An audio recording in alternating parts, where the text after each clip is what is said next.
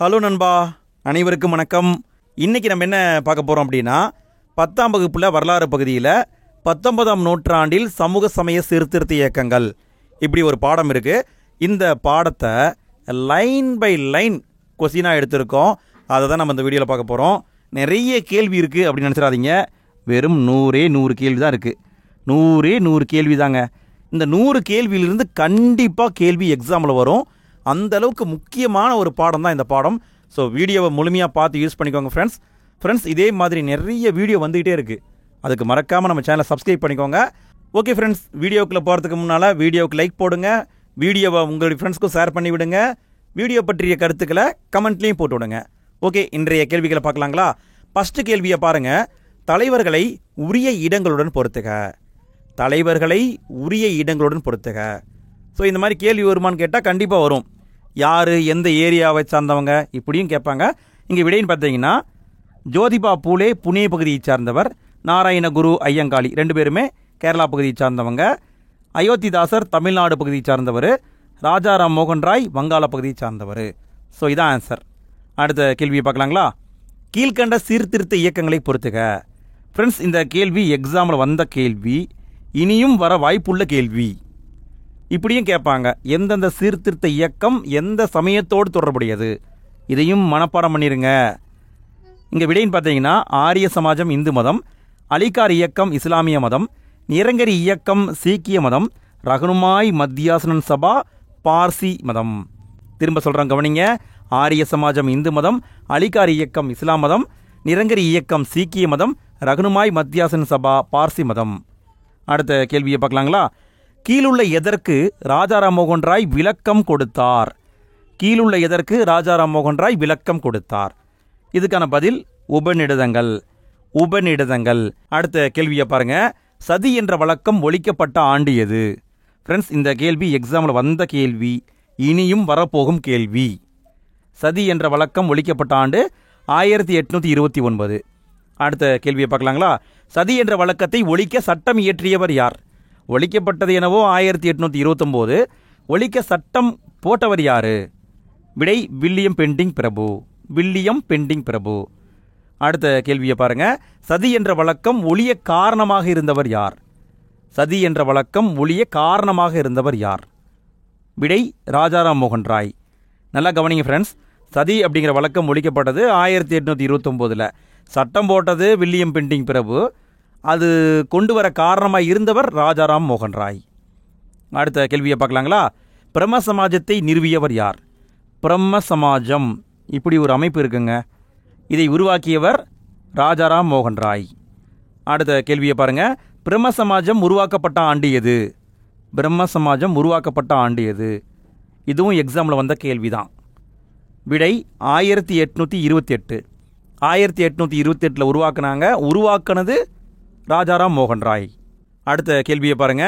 ராஜாராம் மோகன் ராய் கல்கத்தாவில் 1828 திருவுருவ சிலையில்லாத கோவிலை உருவாக்கினாள். அதாவது ராஜாராம் மோகன் ராய் என்ன பண்ணியிருப்பார், 1828 ஆகஸ்ட் மாதம் 20ஆம் தேதி ஒரு கோவில் கட்டி ஓப்பன் பண்ணியிருப்பார். அந்த கோவிலில் பார்த்தா சிலையே கிடையாது. யார் வேண்டுமானாலும் போய் அந்த கோவிலில் கும்பிடலாம். ஸோ இதுதான் அதனுடைய கான்செப்ட்டு. இது எப்போன்னு பார்த்தீங்கன்னா ஆகஸ்ட் 20.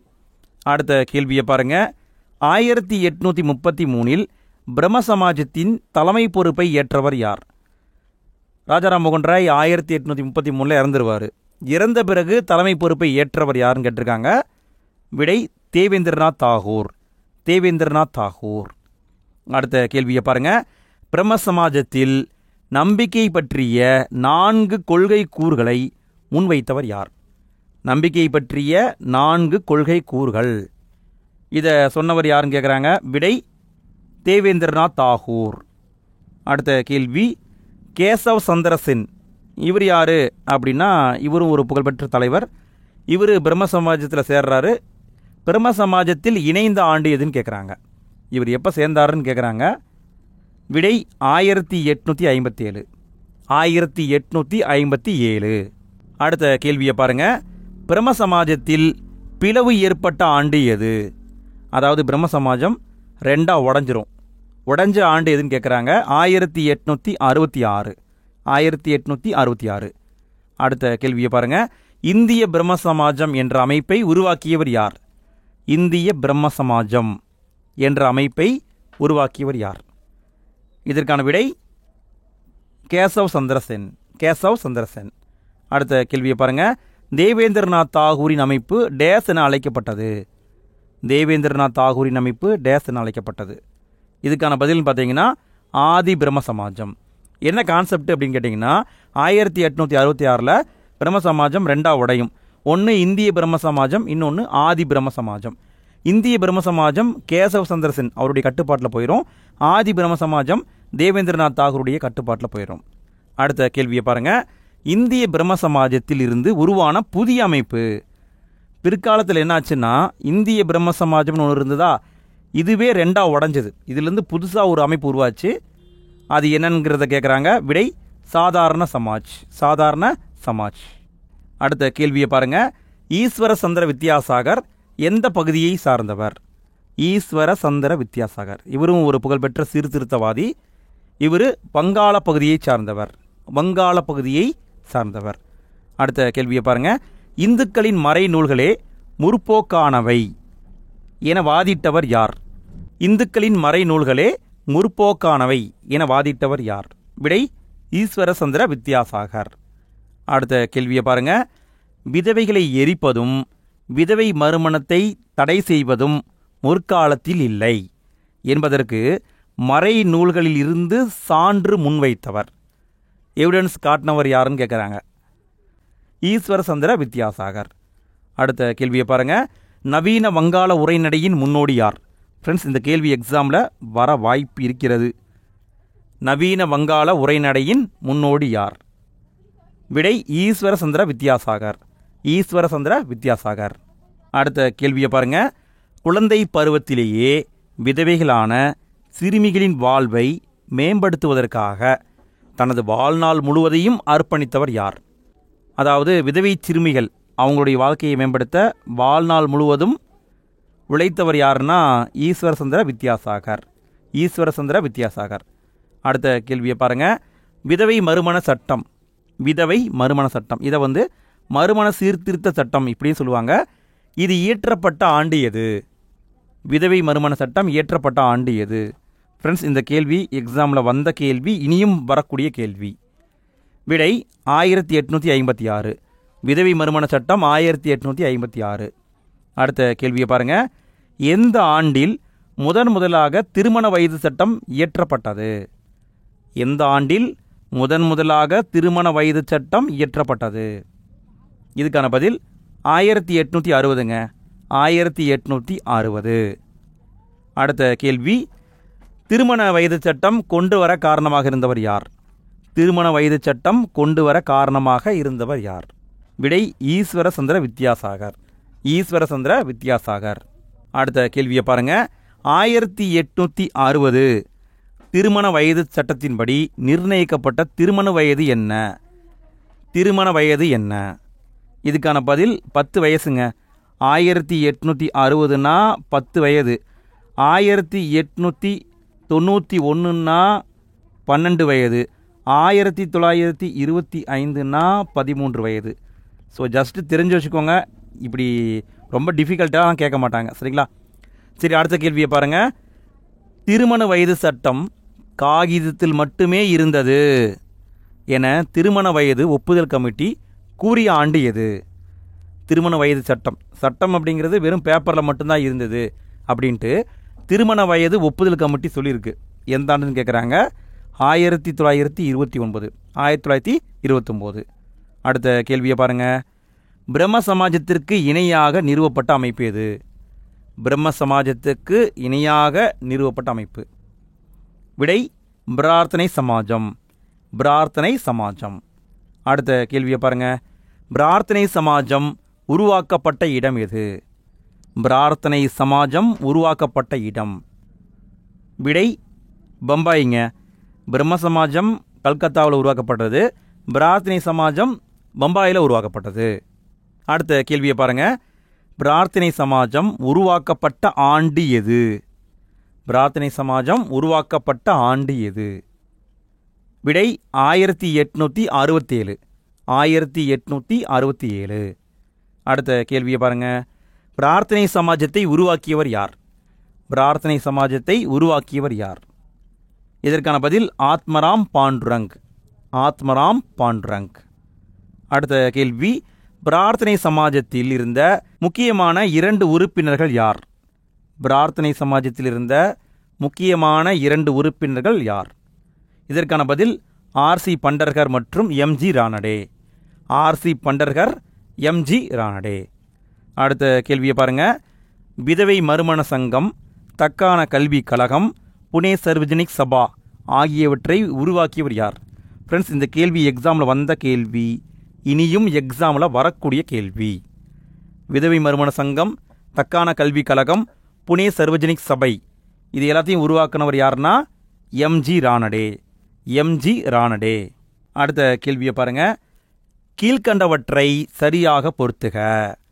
அதாவது சங்கங்களையும் அது உருவாக்கப்பட்ட ஆண்டுகளையும் கொடுத்துருக்காங்க. இதை முடிஞ்ச அளவுக்கு மனப்பாடம் பண்ணிடுங்க ஃப்ரெண்ட்ஸ். கண்டிப்பாக கேள்வி இங்கிருந்து தான் வரும். ஆல்ரெடி வந்திருக்கு, இங்கிருந்து தான் வரும்.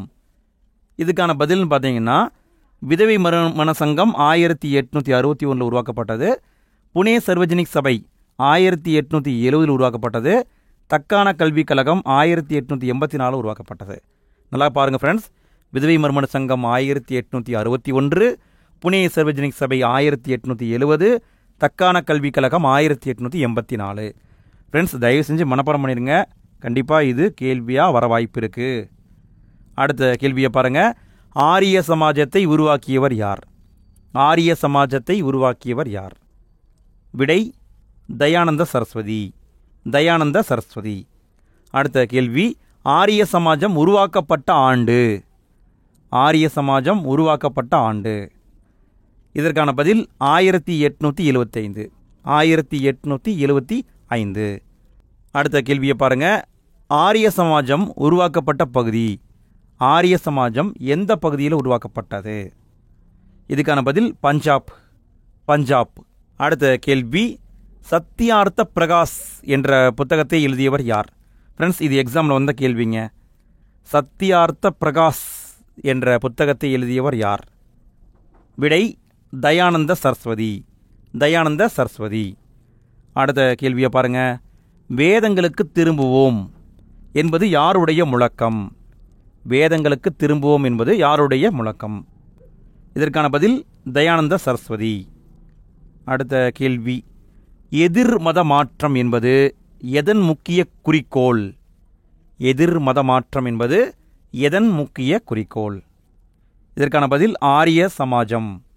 எதிர் மத மாற்றம் என்பது ஆரிய சமாஜத்துடைய குறிக்கோள் தான். அடுத்த கேள்வியை பாருங்க. சுத்தி என்னும் சடங்கை நடத்திய சமாஜம். சுத்தி என்னும் சடங்கை நடத்திய சமாஜம் எது? இதுக்கான பதில் ஆரிய சமாஜம்.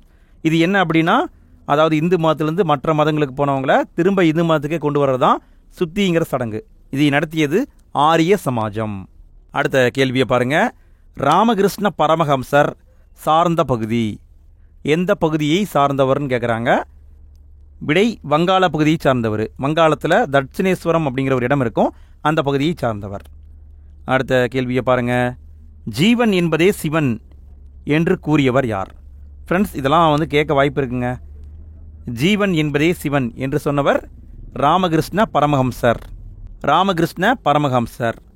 அடுத்த கேள்வியை பாருங்க. வாழ்கின்ற அனைத்து உயிர்களும் இறைவனே. மனிதர்களுக்கு செய்யப்படும் சேவை, கடவுளுக்கு செய்யப்படும் சேவை என்றவர் யார்? மனிதர்களுக்கு செய்யப்படும் சேவை, கடவுளுக்கு செய்யப்படும் சேவை, இப்படி சொன்னவர் யாருன்னு கேட்குறாங்க. விடை ராமகிருஷ்ண பரமஹம்சர். இதெல்லாம் கேட்க அதிகமாக சான்ஸ் இருக்குது. அடுத்த கேள்வியை பாருங்க. சுவாமி விவேகானந்தரின் குரு யார்? சுவாமி விவேகானந்தரின் குரு ராமகிருஷ்ண பரமஹம்சர். அடுத்த கேள்வியை பாருங்க. மனித குலத்துக்கு தொண்டு செய்தல் என்னும் கோட்பாட்டை பரிந்துரைத்தவர் யார்? மனித குலத்துக்கு தொண்டு செய்தல் என்னும் கோட்பாட்டை பரிந்துரைத்தவர் யார்? விடை சுவாமி விவேகானந்தர். சுவாமி விவேகானந்தர். அடுத்த கேள்வியை பாருங்க. நரேந்திரநாத் தத்தா என்ற இயற்பெயர் கொண்டவர் யார்? நரேந்திரநாத் தத்தா என்ற இயற்பெயர் கொண்டவர் சுவாமி விவேகானந்தர். அடுத்த கேள்வி. சிகாகோவில் உலக சமய மாநாடு நடைபெற்ற ஆண்டு எது? இந்த மாநாட்டில் கலந்துக்கிட்டு தான் சகோதர சகோதரிகளே அப்படின்னு சொல்லிட்டு சுவாமி விவேகானந்தர் பேசியிருப்பார். இதுக்கான பதில் 1893. 1893. அடுத்த கேள்வியை பாருங்கள். எந்த இயக்கத்தின் போது இளைஞர்களின் பலர் விவேகானந்தரால் ஊக்கமடைந்தனர்? எந்த இயக்கம் நடந்துகிட்டு இருந்த போது விவேகானந்தரால் இளைஞர்கள் ஊக்கம் பெற்றாங்கன்னு கேட்குறாங்க. விடை சுதேசி இயக்கம். சுதேசி இயக்கம். அடுத்த கேள்வியை பாருங்க. பிரம்மஞான சபையை உருவாக்கியவர்கள் யார்? பிரம்மஞான சபையை உருவாக்கியவர்கள் யார்? 2 பேர் உருவாக்கியிருப்பாங்க. ஹச்பி பிளவாட்ஸ்கி, ஹச்எஸ் ஆல்காட், இந்த 2 பேரும் சேர்ந்து தான் உருவாக்கியிருப்பாங்க. அடுத்த கேள்வியை பாருங்க. பிரம்மஞான சபை தொடங்கப்பட்ட ஆண்டு எது? பிரம்மஞான சபை தொடங்கப்பட்ட ஆண்டு எது? இதுக்கான பதில் 1875. 1875. அடுத்த கேள்வி. பிரம்மஞான சபை தொடங்கப்பட்ட இடம் எது? தொடங்கப்பட்ட இடம் அமெரிக்கா. அமெரிக்காவில் தான் தொடங்கினாங்க. அடுத்த கேள்வியை பாருங்கள்.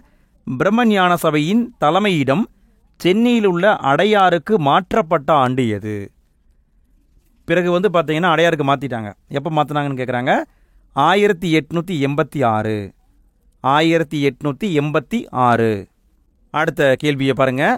பிரம்மஞான சபையால் இந்தியாவில் எந்த சமயம் புத்துயிர் பெற்றது? பிரம்மஞான சபையால் இந்தியாவில் எந்த சமயம் புத்துயிர் பெற்றது? இதற்கான பதில் பௌத்த மதம். பௌத்த மதம். அடுத்த கேள்வியை பாருங்கள். ஆல்காட்டிற்கு பிறகு பிரம்மஞான சபையின் தலைவராக வந்தவர் யார்? ஆல்காட்டிற்கு பிறகு பிரம்மஞான சபையுடைய தலைவராக வந்தவர் அன்னி பெசன்ட். அன்னி பெசன்ட். அடுத்த கேள்வி. அன்னி பெசன்ட் நடத்திய பத்திரிகைகள் என்ன? அன்னி பெசன்ட் 2 பத்திரிகை நடத்தியிருப்பாங்க. விடை new India, commonweal. New India, commonweal 2 பத்திரிகை நடத்தியிருப்பாங்க. ஃப்ரெண்ட்ஸ், எக்ஸாமில் இந்த கேள்வி எப்படி வரலான்னா, நியூ இந்தியா என்ற பத்திரிகையின் ஆசிரியர் யார், காமன்வீல் என்ற பத்திரிகையின் ஆசிரியர் யார், இப்படியும் கேட்க வாய்ப்பு இருக்குது. அடுத்த கேள்வியை பாருங்கள். ஜோதிராவ் பூலே பிறந்த இடம் எது? ஜோதிராவ் பூலே இவரும் புகழ்பெற்ற சீர்திருத்தவாதி. இவர் பிறந்த இடம் மகாராஷ்டிரா. மகாராஷ்டிராவில் புனே அப்படிங்கிற இடத்துல பிறந்திருப்பார். அடுத்த கேள்வியை பாருங்கள். 1852 ஒடுக்கப்பட்டோருக்கான முதல் பள்ளியை உருவாக்கியவர் யார்? ஒடுக்கப்பட்டோருக்கான முதல் பள்ளியை உருவாக்கியவர் ஜோதிராவ் பூலே. எப்போ உருவாக்குனாரு? 1852 உருவாக்குனாரு. அடுத்த கேள்வியை பாருங்கள். ஒடுக்கப்பட்டோருக்கான முதல் பள்ளி திறக்கப்பட்ட இடம் எது? எந்த இடத்துல உருவாக்கப்பட்டது? இதுக்கான பதில் புனே. மகாராஷ்டிராவில் இருக்கிற புனேவில் தான் உருவாக்கப்பட்டிருக்கு. அடுத்த கேள்வி. ஒடுக்கப்பட்டோருக்கான முதல் பள்ளி திறக்கப்பட்ட ஆண்டு எது? முன்னாடியே பார்த்துட்டோம், 1852. இந்த கேள்வியிலேயே கவனிச்சிட்டிங்க. ஸோ இதுக்கான பதில் 1852. அடுத்த கேள்வி. சத்திய சோதக் சமாஜ், அதாவது உண்மை நாடுவோர் சங்கம் என்ற அமைப்பை உருவாக்கியவர் யார்? சத்திய சோதக் சமாஜ். இந்த கேள்வி எக்ஸாமில் வந்திருக்குங்க. இதுக்கான பதில் ஜோதிராவ் பூலே. ஜோதிராவ் பூலே. அடுத்த கேள்வி. குலாம்கிரி, குலாம்கிரினா அடிமைத்தனம்னு அர்த்தங்க, என்ற புத்தகத்தை எழுதியவர் யார்? இந்த கேள்வியும் எக்ஸாமில் வந்த கேள்வி தான். குலாம்கிரி என்ற புத்தகத்தை எழுதியவர் யார்? விடை ஜோதிராவ் பூலே. அடுத்த கேள்வியை பாருங்கள். நாராயண குரு எந்த பகுதியை சார்ந்தவர்? இந்த கேள்வியையும் முன்னாடியே பார்த்துட்டோம். இதுக்கான பதில் கேரளா. அடுத்த கேள்வி. கேரளாவில் ஒடுக்கப்பட்ட மக்களுக்காக ஸ்ரீ நாராயண தர்ம பரிபாலன யோகம் என்ற அமைப்பை உருவாக்கியவர் யார்? கேரளாவில் ஒடுக்கப்பட்ட மக்களுக்காக ஸ்ரீ நாராயண தர்ம பரிபாலன யோகம் என்ற அமைப்பை உருவாக்கியவர் நாராயணகுரு. அடுத்த கேள்வியை பாருங்கள். நாராயணகுரு எந்த இடத்தில் ஒரு பெரிய கோவிலை கட்டி அனைவருக்கும் அர்ப்பணித்தார்? அதாவது நாராயணகுரு என்ன பண்ணியிருப்பாருன்னா, ஒரு பெரிய கோவிலை கட்டி எல்லா சமயத்தை சார்ந்தவங்களும் உள்ளே வரலாம் அப்படின்னு சொல்லியிருப்பார். அது எங்கே இருக்குன்னு கேட்குறாங்க. விடை அருவிபுரம். அருவிபுரம். அடுத்த கேள்வியை பாருங்கள். குமரன் ஆசான், டாக்டர் பால்பு ஆகியோர்களின் முன்னோடி. குமரன் ஆசான், டாக்டர் பால்பு. இவங்களுடைய முன்னோடி யாருன்னு கேட்குறாங்க. விடை நாராயணகுரு. நாராயணகுரு. அடுத்த கேள்வியை பாருங்கள். ஐயன்காளி 1863 திருவனந்தபுரத்தில் உள்ள எந்த ஊரில் பிறந்தார்? ஐயன்காளி இவரும் பார்த்தீங்கன்னா கேரளாவில் இருக்கிற புகழ்பெற்ற சீர்திருத்தவாதி. 1863 பிறந்திருக்காரு. திருவனந்தபுரத்தில் இருக்கிற வெங்கனூர் அப்படிங்கிற ஊரில் பிறந்திருக்காரு. அடுத்த கேள்வியை பாருங்கள். சாது ஜன பரிபாலன சங்கம், அதாவது ஏழை மக்கள் பாதுகாப்பு சங்கம் என்னும் அமைப்பை உருவாக்கியவர் யார்? ஏழை மக்கள் பாதுகாப்பு சங்கம் என்ற அமைப்பை உருவாக்கியவர் ஐயன்காளி. ஃப்ரெண்ட்ஸ், இந்த மாதிரி அமைப்புகள் வந்தால் மனப்பாடம் பண்ணிடுங்க, கண்டிப்பாக எக்ஸாமில் வரும். அடுத்த கேள்வியை பாருங்கள். சாது ஜன பரிபாலன சங்கம், ஏழை மக்கள் பாதுகாப்பு சங்கம் என்னும் அமைப்பு உருவாக்கப்பட்ட ஆண்டு எது? உருவாக்கினவர் ஐயன்காளி. உருவாக்கப்பட்ட ஆண்டு 1907. 1907. அடுத்த கேள்வி. ஐயன்காளியின் முன்னோடி யார்? ஐயன்காளியின் முன்னோடி யார்? விடை நாராயணகுருங்க. நாராயணகுரு. அடுத்த கேள்வியை பாருங்கள். இஸ்லாமியர்கள் நவீன ஆங்கில கல்வி அறிவையும் அரசு பணியையும் ஏற்றுக்கொள்ள வேண்டும் என வலியுறுத்தியவர்? இஸ்லாமியர்கள் நவீன ஆங்கில கல்வி அறிவையும் அரசு பணியையும் ஏற்றுக்கொள்ள வேண்டும் என்று சொன்னவர் சர் சையது அகமது கான். சையது அகமது கான். அடுத்த கேள்வியை பாருங்கள். இஸ்லாமியர்கள் கல்விக்காக அறிவியல் கழகம் ஒன்றை உருவாக்கியவர் யார்? அறிவியல் கழகம் இப்படி ஒன்றை உருவாக்கினவரும் சர் சையது அகமது கான் தான். அடுத்த கேள்வியை பாருங்கள். சர் சையது அகமது கான் முகமதிய ஆங்கிலோ ஓரியண்டல் கல்லூரியை உருவாக்கிய இடம் எது? சர் சையத் அகமது கான் முகமதிய ஆங்கிலோ ஓரியண்டல் கல்லூரி ஒரு காலேஜை உருவாக்குனார். அது எங்கே இருக்குன்னு கேட்குறாங்க. விடை அலிகார் அப்படிங்கிற ஊரில் இருக்குது. அலிகார். அடுத்த கேள்வி. சர் சையது அகமது கான் முகமதிய ஆங்கிலோ ஓரியண்டல் கல்லூரியை உருவாக்கிய ஆண்டு? உருவாக்கின இடம் எங்கன்னு பார்த்தோம். எங்கே? அலிகாரில். உருவாக்கிய ஆண்டு எதுன்னு கேட்குறாங்க. உருவாக்கிய ஆண்டு 1875. 1875. அடுத்த கேள்வியை பாருங்கள். அலிகார் கல்லூரி பல்கலைக்கழகமாக தரம் உயர்த்தப்பட்ட ஆண்டு? 1875 உருவாக்கும் போது அது காலேஜ். அது எப்போ யூனிவர்சிட்டியாக மாறுச்சுன்னா 1924 மாறுச்சுங்க. 1924 பல்கலைக்கழகமாக மாறிடுச்சு. அடுத்த கேள்வியை பாருங்கள். எந்த இயக்கம் ஒரு இஸ்லாமிய மீட்பு இயக்கமாகும்? எந்த இயக்கம் ஒரு இஸ்லாமிய மீட்பு இயக்கமாகும்? விடை தியோபாந்த் இயக்கம். அலிகார் இயக்கம்னு போட்டக்கூடாது. இஸ்லாமிய மீட்பு இயக்கம் அப்படின்னா தியோபாந்த் இயக்கம். அடுத்த கேள்வியை பாருங்கள். தியோபாந்த் இயக்கம் 1866 ஒரு இஸ்லாமிய பள்ளியை உருவாக்கிய இடம்? ஒரு இஸ்லாமிய பள்ளியை உருவாக்குனாங்க. அது எந்த இடம்னு கேட்குறாங்க. விடை சரகன்பூர். சரகன்பூர். அடுத்த கேள்வியை பாருங்கள். ஜமைத் உல் உலேமா. ஜமைத் உல் உலேமா அதாவது இறையியலாளர் அவைன்னு சொல்லுவாங்க. இதை உருவாக்கியவர் யாருன்னு கேட்குறாங்க. ஜமைத் உல் உலேமா இந்த அமைப்பை உருவாக்கியவர் முகமது உல் ஹசன். முகமது உல் ஹசன். அடுத்த கேள்வியை பாருங்கள். ரகுனுமாய் மத்தியாசனன் சபா அதாவது பார்சிகளின் சீர்திருத்த சங்கம் என்ற அமைப்பை ஏற்படுத்தியவர் யார்? ரகுனுமாய் மத்தியாசனன் சபா என்ற பார்சிகளின் சீர்திருத்த சங்கம் இந்த அமைப்பை உருவாக்கியவர் யார்? விடை பர்துன்ஜி நவ்ரோஜி. பர்துன்ஜி நவ்ரோஜி. அடுத்த கேள்வியை பாருங்கள். ரகுனுமாய் மத்தியாசனன் சபா என்ற அமைப்பு உருவாக்கப்பட்ட ஆண்டு? உருவாக்கினவர் பர்துன்ஜி நவ்ரோஜி. உருவாக்கப்பட்ட ஆண்டு 1851. 1851. அடுத்த கேள்வியை பாருங்கள்.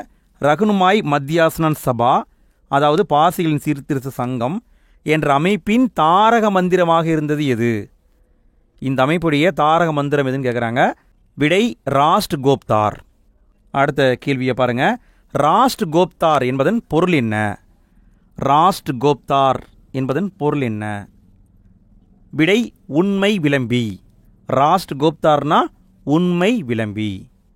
அடுத்த கேள்வி.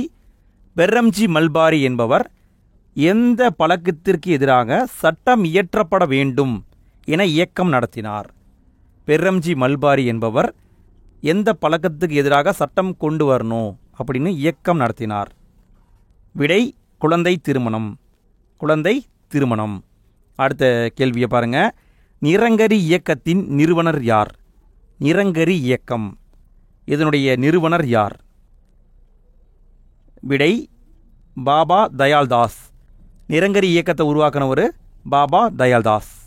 அடுத்த கேள்வியை பாருங்க. நிரங்கரி என்ற சொல்லின் பொருள் என்ன? நிரங்கரி என்ற சொல்லின் பொருள் என்ன? இதுக்கான பதில் உருவமற்ற அப்படின்னு அர்த்தம். உருவமற்ற அப்படின்னு அர்த்தம். அதாவது என்ன சொல்லியிருப்பாங்கன்னா, உருவமற்ற இறைவனை வழிபட வேண்டும். அதுக்காகத்தான் நிரங்கரி இயக்கத்தை உருவாக்கியிருப்பாங்க. அடுத்த கேள்வியை பாருங்க. நாம்தாரி இயக்கத்தை உருவாக்கியவர். நாம்தாரி இயக்கத்தை உருவாக்கியவர் யார்? விடை பாபா ராம்சிங். பாபா ராம்சிங். அடுத்த கேள்வியை பாருங்க. சீக்கியர்களின் அடையாளங்களை அணிய வற்புறுத்திய இயக்கம். சீக்கியர்களின் அடையாளங்களை அணிய வற்புறுத்திய இயக்கம் எது? விடை நாம்தாரி இயக்கம். சீக்கியர்களின் அடையாளத்தை அணிய வற்புறுத்திய இயக்கம் நாம்தாரி இயக்கம். அடுத்த கேள்வியை பாருங்க. சீக்கிய மதத்தின் புனிதத்தை மீட்டெடுக்க உருவாக்கப்பட்ட இயக்கம்.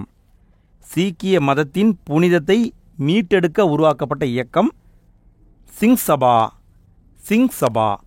அடுத்த கேள்வியை பாருங்க. அகாலி இயக்கத்தின் முன்னோடி அமைப்பு எது? ஃப்ரெண்ட்ஸ், இந்த கேள்வி எக்ஸாமில் வந்த கேள்விங்க. அகாலி இயக்கத்தின் முன்னோடி அமைப்பு எது? விடை சிங் சபா. அடுத்த கேள்வியை பாருங்க. சிங் சபாவின் முயற்சியால் எந்த இடத்தில் சீக்கியர்களுக்கு என கால்சா கல்லூரி அமைக்கப்பட்டது? சிங் சபாவுடைய முயற்சியால் எந்த இடத்துல சீக்கியர்களுக்கு அப்படின்ட்டு கால்சா கல்லூரி அமைக்கப்பட்டதுன்னு கேட்குறாங்க. விடை அமிர்தசரஸ். அமிர்தசரஸ். அடுத்த கேள்வியை பாருங்க. துயரப்படும் உயிரினங்களை பார்த்து இரக்கம் கொள்ளாதவர்கள் கல் நெஞ்சக்காரர்கள். அவர்களின் ஞானம் மேகங்களால் மூடப்பட்டிருக்கும் என்று கூறியவர் யார்? துயரப்படும் உயிரினங்களை பார்த்து இரக்கம் கொள்ளாதவர்கள் கல் நெஞ்சக்காரர்கள். அவர்களின் ஞானம் மேகங்களால் மூடப்பட்டிருக்கும் என்று சொன்னவர் வள்ளலார். இப்படி சொன்னவர் வள்ளலார். அடுத்த கேள்வி. சமரச வேத சன்மார்க்க சங்கம், அதாவது சமரச சுத்த சன்மார்க்க சங்கம், இது உருவாக்கப்பட்ட ஆண்டு எது? சமரச வேத சன்மார்க்க சங்கம் உருவாக்கப்பட்ட ஆண்டு எது? விடை 1865ங்க. 1865. அடுத்த கேள்வி. வடலூரில் சத்திய தர்மசாலை உருவாக்கப்பட்ட ஆண்டு எது? வடலூரில் சத்திய தர்மசாலை உருவாக்குனாங்க. எந்த ஆண்டுன்னு கேட்குறாங்க. 1867. சத்திய தர்மசாலை 1867. அடுத்த கேள்வி. ஒடுக்கப்பட்டோரின் கோவில் நுழைவுக்கு ஆதரவாக குரல் எழுப்புவதற்காக அத்வைதானந்த சபா என்னும் அமைப்பை யார் உருவாக்கினார்? உருவாக்குனது யாருன்னு கேட்குறாங்க. அத்வைதானந்த சபா. இது எக்ஸாமில் வந்த கேள்விங்க. இதுக்கான பதில் அயோத்திதாசர். அத்வைதானந்த சபா இதை உருவாக்கியவர் அயோத்திதாசர். அடுத்த கேள்வி. அயோத்திதாசரும் ஜான் ரத்தினம் என்பவரும் இணைந்து எத்தனையாவது ஆண்டில் திராவிடர் கழகம் என்ற அமைப்பை உருவாக்கினர்? திராவிடர் கழகம் இதை உருவாக்கினது 2 பேர். அயோத்திதாசரும் ஜான் ரத்தினம் 2 பேரும் சேர்ந்து உருவாக்கியிருக்காங்க. எந்த ஆண்டு உருவாக்குனாங்கன்னு கேட்குறாங்க. விடை 1882. 1882. அடுத்த கேள்வி. 1885 திராவிட பாண்டியன் என்னும் இதழை தொடங்கியவர் யார்? 1885 ஆண்டு முக்கியம் ஃப்ரெண்ட்ஸ். திராவிட பாண்டியன் என்னும் இதழை தொடங்கியவர் யார்? யாருன்னா அயோத்திதாசர் தான் தொடங்கியிருப்பார். 1885 தொடங்கியிருக்காரு. அடுத்த கேள்வியை பாருங்க. அயோத்திதாசர் திராவிட மகாஜன சபை என்னும் அமைப்பை தொடங்கிய ஆண்டு எது? அயோத்திதாசர் திராவிட மகாஜன சபை இந்த அமைப்பை தொடங்கிய ஆண்டு 1891. 1891. அடுத்த கேள்வியை பாருங்க. திராவிட மகாஜன சபையின் முதல் மாநாடு நடைபெற்ற இடம் எது? திராவிட மகாஜன சபையின் முதல் மாநாடு நடைபெற்ற இடம் எது? விடை நீலகிரிங்க. நீலகிரி. அடுத்த கேள்வியை பாருங்க. அயோத்திதாசர் பௌத்த மதத்தை தழுவ காரணமானவர் யார்? அயோத்திதாசர் பௌத்த மதத்தை தழுவ காரணமானவர் யார்? விடை H.S. ஆல்காட். H.S. ஆல்காட். அடுத்த கேள்வியை பாருங்க. அயோத்திதாசர் 1898 பௌத்த மதத்தை தழுவிய இடம் எது? பௌத்த மதத்தை எங்கே தழுவுனாருன்னு கேட்குறாங்க. 1898 பௌத்த மதத்துக்கு மாறியிருக்காரு. விடை இலங்கை. இலங்கை. அடுத்த கேள்வி, அயோத்திதாசரால் 1898 சாக்கிய பௌத்த சங்கம் தொடங்கப்பட்ட இடம். சாக்கிய பௌத்த சங்கம் தொடங்கப்பட்ட இடம். இதற்கான பதில் சென்னைங்க. சென்னை. அடுத்த கேள்வி, அயோத்திதாசர் ஒரு பைசா தமிழன் என்ற இதழை தொடங்கிய ஆண்டு எது? ஒரு பைசா தமிழன் இந்த இதில் தொடங்கிய ஆண்டு 1907. ஃப்ரெண்ட்ஸ், இதை தொடர்ந்து ரிப்பீட்டாக கேட்டுட்டு இருக்காங்க, பார்த்துக்கோங்க. 1907. அடுத்து நம்ம பார்க்க போகிறது புத்தக வினாவிடைகள். நம்ம ஆல்ரெடி பார்த்தோம் இல்லைங்களா, அதுலேருந்து தான் கேள்வி வந்திருக்கும். சரி, பார்த்துடலாம். எந்த ஆண்டில் உடன்கட்டை ஏறுதல் ஒழிக்கப்பட்டது? இதுக்கான பதில் 1829. 1829. அடுத்த கேள்வியை பாருங்க. தயானந்த சரஸ்வதியால் நிறுவப்பட்ட சமாஜத்தின் பெயர் என்ன? இதற்கான பதில் ஆரிய சமாஜம். அடுத்த கேள்வியை பாருங்க.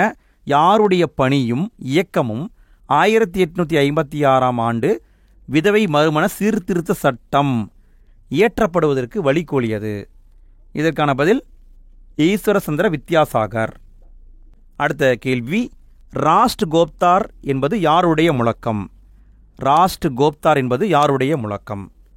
இதற்கான விடை பார்சி இயக்கம், பார்சிகளின் சீர்திருத்த இயக்கம். அடுத்த கேள்வியை பார்க்குறதுக்கு முன்னால் ஃப்ரெண்ட்ஸ், வீடியோவுக்கு லைக் போடாத நண்பர்கள் வீடியோவுக்கு லைக் போடுறேங்க. ஃப்ரெண்ட்ஸ், 100 கேள்வியாட்டம் பார்த்துட்டோம். இந்த 100 கேள்வியும் எப்படி இருந்தது? நல்லா இருந்ததா? யூஸ்ஃபுல்லாக இருந்ததா? மறக்காமல் கமெண்ட்டில் போட்டு விடுங்க ஃப்ரெண்ட்ஸ். இதை உங்களுடைய ஃப்ரெண்ட்ஸுக்கும் முடிஞ்சால் ஷேர் பண்ணி விட்ருங்க. சரி, ஓகே, கேள்விகளை பார்க்கலாம். நாம்தாரி இயக்கத்தை உருவாக்கியவர் யார்? நாம்தாரி இயக்கத்தை உருவாக்கியவர் யார்? இதுக்கான பதில் பாபா ராம்சிங். அடுத்த கேள்வி, விதவை மறுமண சங்கத்தை ஏற்படுத்தியவர் யார்? விதவை மறுமண சங்கம். விடை எம்ஜி ராணடே. கடைசி கேள்விங்க ஃப்ரெண்ட்ஸ், சத்யார்த்த பிரகாஷ் என்னும் நூலின் ஆசிரியர் யார்? இதற்கான பதில் தயானந்த சரஸ்வதி. ஃப்ரெண்ட்ஸ், வீடியோடைய எண்டு ஸ்க்ரீனில் அடுத்த வீடியோக்கான லிங்க் வந்திருக்கும். அதுலேயும் பார்த்தீங்கன்னா கிட்டத்தட்ட 100 கேள்வியாட்டம் நம்ம பார்க்க போகிறோம். இதே மாதிரி எல்லா டாப்பிக்குக்கும் நம்ம வீடியோ போட்டிருக்கோம். நம்ம சேனலை விசிட் பண்ணி பாருங்கள். இன்றைய நாள் இனிய நாளாக அமைய வாழ்த்துக்கள். அடுத்த வீடியோவில் சந்திப்போம். நன்றி.